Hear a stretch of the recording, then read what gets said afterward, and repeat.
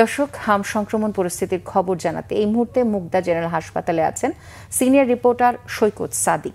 সরাসরি যুক্ত হচ্ছি তার সঙ্গে। সৈকত, যেমনটি শুনছিলাম আমরা জানি যে হামের সংক্রমণ বৃদ্ধি পেয়েছে, তো হাসপাতালে আপনি যেখানটায় আছেন সেখানে হাম আক্রান্ত রোগীর ভিড় কেমন দেখছেন বা কোনো তথ্য আছে আপনার কাছে, এবং চিকিৎসকরা এ বিষয়ে কি বলছেন আসলে?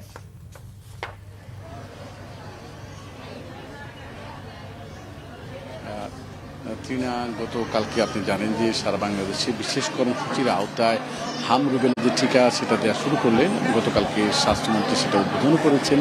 তো আমরা হাসপাতালে এসে আরেক ধরনের চিত্র দেখছি যে আসলে যে হাম রুবেলা বা হামের রোগ যেটা উদ্বেগের কারণ, এটা মহামারীর মতোই, সেটাই আমরা দেখতে পাচ্ছি। এবং আমরা মুগদা হাসপাতালে বেশ কিছুক্ষণ ধরে হামের যেই আলাদা বেডগুলোর ব্যবস্থা করা হচ্ছে সেখানেই অবস্থান করছি। এবং এই মুগদা হাসপাতালে এখন 42 জন রোগী আছে হামের, তার মধ্যে 6 জনের অবস্থা ক্রিটিক্যাল।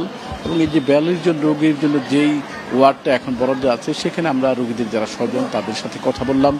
এবং যেসব রোগীরা আসছেন, যারা স্থানীয় ঢাকা রোগীও আসছেন, ঢাকার পাশে বিভিন্ন জেলা থেকেও আসছেন, এইখানটাতে নারায়ণগঞ্জের রোগী আমরা বেশি দেখলাম। আমরা এতদিন যেটা দেখেছি যে অল্প বয়সে যারা টিকা পাননি, 6 মাস থেকে 1-1.5 বছরের, এরকম আমরা ভাবছিলাম যে যারা 15 মাসের টিকা পাননি তারাই হামে আক্রান্ত হচ্ছে। কিন্তু এখন এখানে এসে আমরা একটু ভিন্ন চিত্র দেখতে পেলাম যে 3 বছর, 4 বছর বা কারো বয়স 5 বছর এরকম রুগীরও কিন্তু হামে আক্রান্ত হচ্ছে।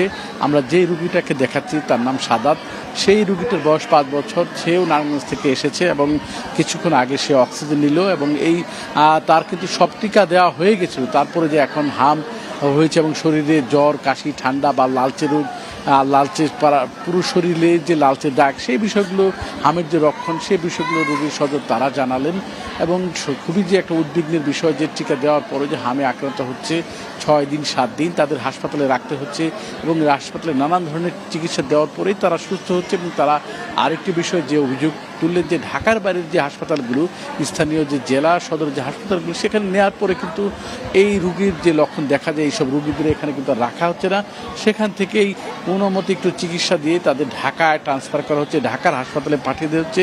এই বিষয়টা কিন্তু তারা উদ্বেগ হিসেবে জানালেন। তারা বলেন যদি স্থানীয় বা জেলা সদর হাসপাতাল থেকেও যদি সামান্য ট্রিটমেন্ট তারা পেতেন, সেখান থেকে তারা উন্নত চিকিৎসা পেলে কিন্তু তাদের আর ঢাকায় আসতে হতো না। যার কারণে ঢাকার যে হাসপাতালগুলো আছে, আমরা মুগদা হাসপাতাল বলি, শিশু হাসপাতাল বলি বা সংক্রামক ব্যাধি হাসপাতাল, সেখানে কিন্তু রোগীর চাপটা বাড়ছে, এমনটাই চিকিৎসকরা জানালেন। তবে এই মুগদা হাসপাতাল থেকে রোগীর স্বজনরা জানান তারা মোটামুটি চিকিৎসা ভালোই পাচ্ছেন এবং যদিও 6 দিন 7 দিন লাগছে, তারপরেও যে চিকিৎসা পাচ্ছেন এতে তারা সন্তোষ প্রকাশ করেছেন। তারপরে আমরা কিছুক্ষণ পরে চিকিৎসকদের সাথেও কথা বলেছি, তারাও বলেছেন যে তারা যথাসাধ্য চেষ্টা করে যাচ্ছেন। আর টিকার ব্যাপারটা এখন পর্যন্ত রোগীরা নিশ্চিত না যে কবে তারা টিকা পাবেন, সেই বিষয়টি তারা বলল। টিকা যেহেতু স্থানীয় এলাকায় গেলেও টিকা পাওয়া যায়, সদর হাসপাতাল বা স্থানীয় স্বাস্থ্যকেন্দ্রে সেখানেও পাওয়া যায়। আর গতকালকে আমরা বলেছি যে আগামী 12 এপ্রিল থেকেই ঢাকা উত্তর দক্ষিণ সিটি কর্পোরেশনে এই হামের টিকা দেওয়া হবে। তো ঢাকার যে মুগদা হাসপাতাল যেসব রোগী এসেছেন তারা চিকিৎসা পাচ্ছেন, কিন্তু যতদিন পর্যন্ত তারা এই রোগী আক্রান্ত থাকে তারা কিন্তু খুবই টেনশন থাকে, যেহেতু এই রোগে আক্রান্ত হওয়ার পর অনেকেই মারা গেছে। যদিও সেই অবস্থাটা এখন আগের থেকে অনেকটা কমেছে, তারপরেও কিন্তু রোগীর স্বজনরা সব মিলে একটু টেনশনে থাকেন, উদ্বিগ্ন থাকেন এবং তারা প্রত্যাশা করছেন দ্রুত যাতে হামের টিকা ব্যবস্থা করা হয় এবং সারা বাংলাদেশে যাতে টিকা দেওয়া হয়, যাতে এই রোগে যাতে মানুষের বা রোগীদের কোনো ধরনের, বিশেষ করে শিশুদের যারা রোগী, তারা যাতে কোনো ধরনের গুরুতর অসুস্থ না হয়, সেই বিষয়গুলো এই রোগীর যারা স্বজন তারা বলেছেন। সব মিলিয়ে আমার কাছে এখন পর্যন্ত এই হচ্ছে মুগদা হাসপাতালের হাম রোগীদের সর্বশেষ চিত্র। ধন্যবাদ সৈকত।